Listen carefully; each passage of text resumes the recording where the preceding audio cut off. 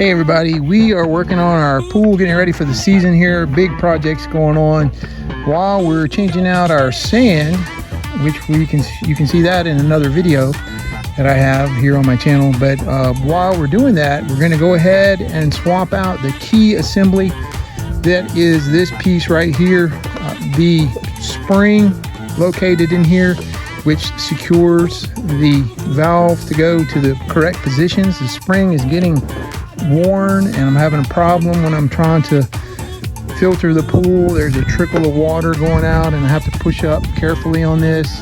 Also, this thing is the original one's about 5+ years old. I think I had it on my previous pool, so it's probably older than that. So no doubt this handle is probably becoming brittle and worn. It hasn't cracked yet. I've had them break on me before.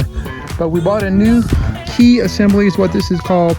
This is a fresh one and it's made to fit this pump that I have here.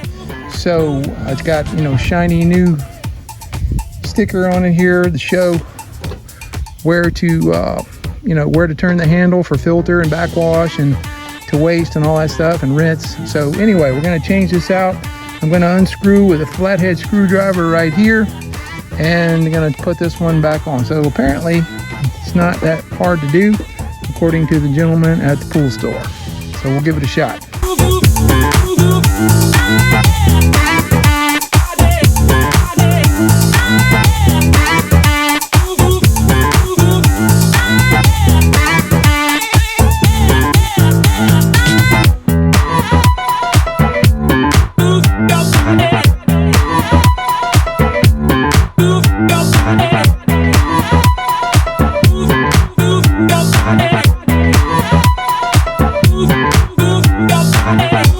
Alright, we got the old one unscrewed here. I'm gonna pop this one off of here.